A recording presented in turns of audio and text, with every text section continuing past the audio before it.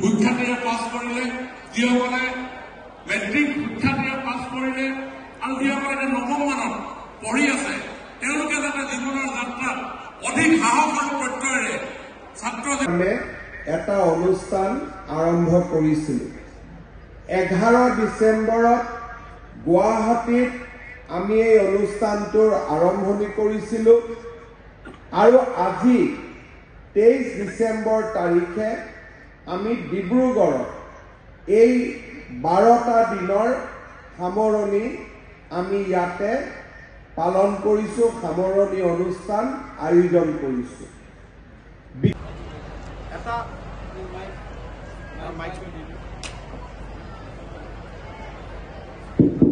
এটা অসমীয়াত কবিতা লিখিছোঁ ডিব্ৰুগড়ক লৈ, আপোনালোকে শুনি ল'ব।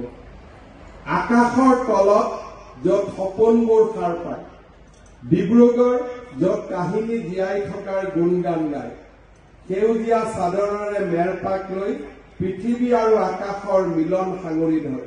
ব্ৰহ্মপুত্ৰ ইয়াতে গভীৰ আৰু বিস্তৃত, কটক কাহিনী শুনাই সম্প্ৰীত, তাৰ পানীত বাজে জীৱনৰ গান, আনন্দৰ স্মৃতি আৰু সংগ্ৰামৰ গান। চাহৰ বাগিচা, সেউজীয়া মখমলৰ আচল, প্ৰকৃতিয়ে যেন ইয়াতে ঢালে সজীৱ চহকী ৰঙৰ তল। প্ৰতি পাতত আছে পৰিশ্ৰমৰ কাহিনী, হাতত স্পৰ্শত সৃষ্টি হয় সৌন্দৰ্যৰ মণি। অ' ডিব্ৰুগড় শান্ত আৰু মহান, অসমৰ মাটিৰ এটি অমূল্য ৰতন। প্ৰতি হৃদয়ত বহি থাকে তোৰ ছবি, প্ৰেম আৰু মমতাৰে আকৰ্ষণ কৰে সকলো। মই লিখা নাই, কম্পিউটাৰে লিখি দিছে।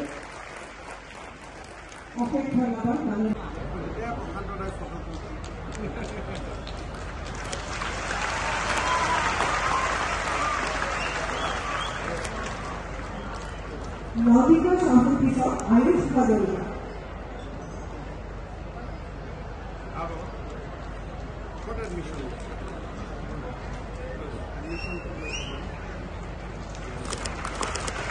আয়ুষ ভাগৰিয়া মহান স্কুলৰ পিছত নিশা Bhattacharya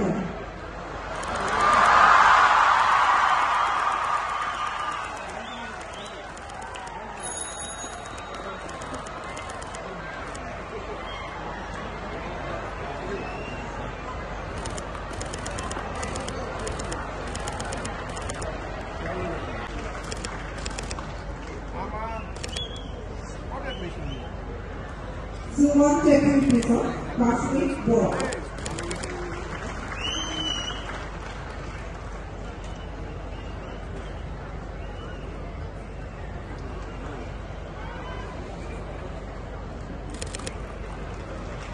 Ebar, Monson, Bicycle Productive.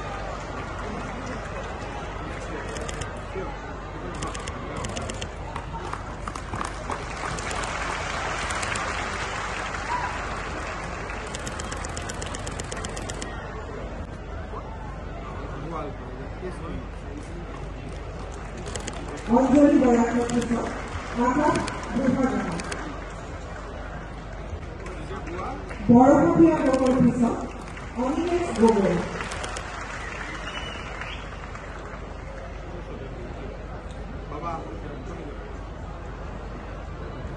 অনিমেষ গগৈৰ পিছত মন্দিৰ পাটনায়ক নামে এটা আমি কাৰ্যসূচী 11 তাৰিখে গুৱাহাটীত আৰম্ভ কৰিছিলোঁ আৰু 12 দিন পিছত 23 তাৰিখে বিকাশৰ 12 দিন এই কাৰ্যসূচীটোৰ আমি আজি ডিব্ৰুগড়ত সামৰণি পেলাইছোঁ। এই সময়ছোৱাত অসমৰ 20 লাখ লোকক আমি নতুনকৈ ৰেচন কাৰ্ড দিব পাৰিলোঁ।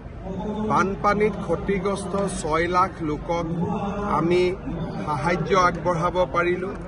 অসমৰ মেধাৱী ছাত্ৰ ছাত্ৰীসকলক স্কুটি চাইকেল আনন্দৰাম বৰুৱা বঁটা প্ৰদান কৰিব পাৰিলোঁ আৰু প্ৰায়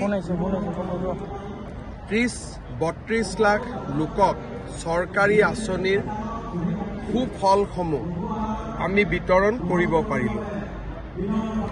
মই আশা কৰিছোঁ যে এই আঁচনিসমূহে দৰিদ্ৰজনক সহায় কৰিব, মধ্যবিত্তজনক সহায় কৰিব আৰু সকলোকে আগবাঢ়ি যাবলৈ প্ৰেৰণা যোগাব।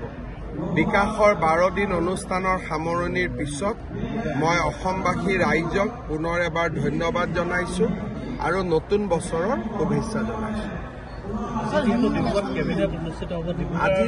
আজি ডিব্ৰুগড় কেবিনেটখন ডিব্ৰুগড় স্পেচিফিক নহয়, যেতিয়াই মই প্ৰত্যেক মাহত আহোঁ তাতে ডিব্ৰুগড়ত যি গুৱাহাটীত যেনেকৈ কেবিনেট হয় তেনেকৈ ডিব্ৰুগড়তো হ'ব আৰু গুৱাহাটীত কেবিনেট হ'লে যেনেকৈ আমি গুৱাহাটীৰ কথা নাপাতোঁ এনেকৈ ডিব্ৰুগড়ৰ মুখ্যমন্ত্ৰী কাৰ্যালয়ত হোৱা কেবিনেটতো জিলাখনৰ বিষয়ে আলোচনা নহয়, যি নৰ্মেল এজেণ্ডা থাকে সেই আলোচনা হ'ব। ডিব্ৰুগড়ত যিখন আমাৰ বাহিৰত কেবিনেট হয় জিলাৰ বাহিৰত, সেই কেবিনেট আমি ইতিমধ্যে যোৱা বছৰ ডিব্ৰুগড়ত কৰি লৈছোঁ। মাৰ্চত হ'ব। কোচিঙৰ স্কুটি আমি নিদিওঁ। ইয়াত যুক্তিৰ কথা নাহে, আমি নিদিওঁ আৰু। Thank U.